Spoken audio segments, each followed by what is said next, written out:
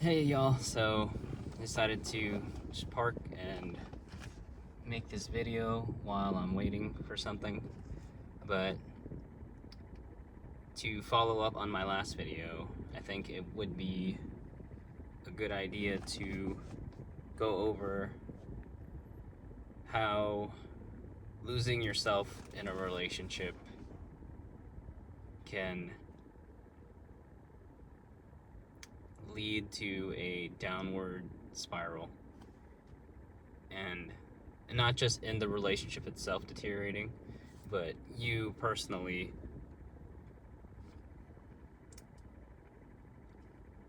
going off trajectory of what maybe you would have been doing. And what I mean is and not just the story I partially shared in the last video, but in general, when you, and I'm speaking from the perspective of a man, when you make the relationship your whole identity, you stop going out with friends, you start making excuses of why you prioritize your current relationship. Everything else starts slacking, like the gym, social connections, your own hobbies, goals, and interests. And you slowly start melding with the other person into this one being. And in some cases, it's a good thing, but from what I've experienced, and I want to say majority of people, it usually ends up making the relationship worse, because the person that you, or that they fell for, which was you stop being that person and you mold into something else, something that isn't what they wanted in the beginning and what drew them initially. And if I'm gonna relate this to my story, especially with someone who had the dark triad and also has borderline personality disorder, being passive and idolizing the relationship first essentially gives that person permission to mold you the way they want, seeing as they know now that they've got you, they've locked you in, and that's neither your fault for just wanting to be committed and try to be a good partner. But that, I can get into another video about that, how that can flip the script too, in terms of doing too much would be a detriment to the relationship. But sorry, back to my example. Especially when someone with those personality types and those mental health disorders, they realize that you're basically a ride or die already, then they can shape you to what they want and what they need. And that's where the abuse starts, the emotional abuse, the manipulation, the coercion, and you being a different person now after losing your identity, because once you got into the relationship, you said, well, fuck it. Yeah, I'm gonna go all in, but all in the wrong ways. You stop doing the things that made you you. Your old hobbies don't exist anymore. You just do whatever they want to do, their choices.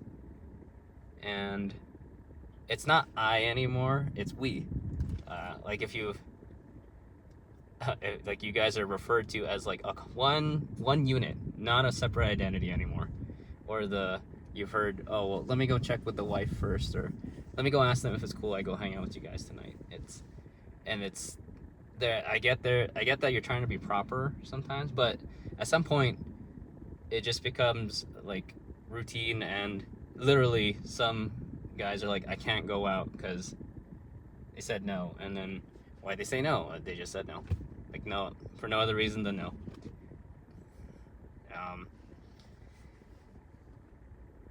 Yeah, so that's essentially what happened to me, and part of that was not having, I guess, much confidence in myself before. Now that I'm thinking about it, I'm being brutally honest with you guys. The gateway to getting to that state of losing yourself is boundaries. Honestly, is setting your boundaries and sticking to it. Like, it doesn't, that boundaries doesn't mean being a dick, okay? It just means that you know what you believe and you do what aligns with you. So this may be a stupid example, but let's say she says, oh, hey, I want to go watch this ballet. But you know that's really not your thing. And you could go and say yes, but then you're only doing it to satisfy her, and that's not genuine of you. Because if you go, you say, let's just say, okay, yeah, let's go. And then you look like you're having a shitty time just sitting there, and she's like, isn't this great? And you're like, yeah. And then later she just gets pissed off at you, like, why'd you even go? You don't even like ballet. You don't like ballet, so why'd you go? And then you get into this whole argument of, well, you wanted me to go, and then she's gonna say something like, well, I thought it was something fun we could do. But see, that whole thing could have been avoided if, for one, you have a stable partner. That's a requirement. Otherwise, it's not gonna end any other way, even if you tried the healthy way. So the way I was gonna say is, oh, hey, like she asked you to go to that ballet thing, whatever. Then you say, oh, thanks for the invite. It's not really my thing, and if I went, I'd probably just not enjoy it, and I don't want to bring you down because you're gonna see me just sitting there being like, bleh. Maybe you want to go invite like one of your girlfriends who's into it, and then we could meet up later for dinner or something. I think, I'm not a therapist or a psychologist or anything, but I think that would be a healthier and assertive response to her question of trying to take you to the ballet. You stood your ground, you were respectful, and then you provided, like, another solution or pathway, like, because essentially she was bidding for attention from you, but then you just said, oh, that's not the way I want to do it, but here's a way that I would be more than happy to do it with you, which would be, let's go grab food after, we can meet up, me, you, and your friend, or something like that. So you're still emphasizing that you want the connection, but it's just ballet wasn't your thing. And a lot of guys, and me included, you lose those boundaries because you're trying to people please. You're trying to help out. You think you're helping yourself out by saying yes to everything and making sure she's happy and prioritizing her. But really, what it comes down to is prioritizing yourself if you want this relationship to be a success. Like, you don't forget, you are a person before you got into the relationship, and you should be during it, and if for some unfortunate reason it goes sideways, you still will be a person after it. And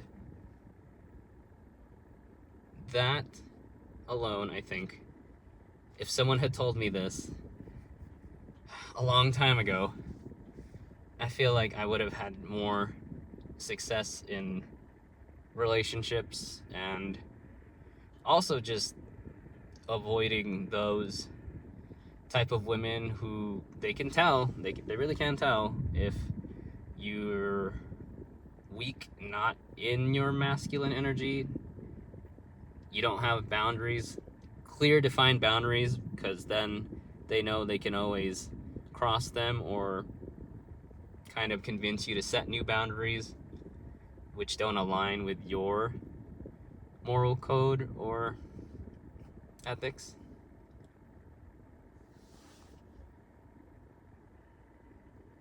So, yeah, that's how boundaries. I think that's what it is. The boundaries. That's how fast you lose yourself, because without it, you're basically letting them in to influence everything about you, which is bad. You should have some things that are core to you, that you believe in, that stay consistent, that make you happy.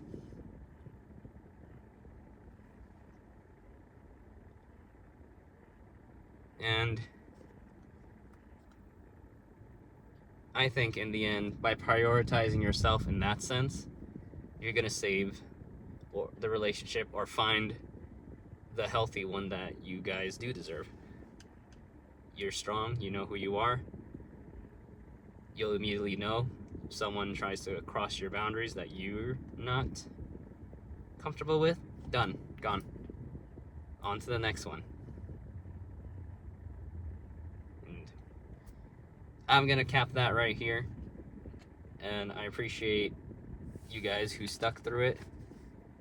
And I'll just continue posting my experiences and knowledge I've acquired through my relationship and my experiences. And thank you.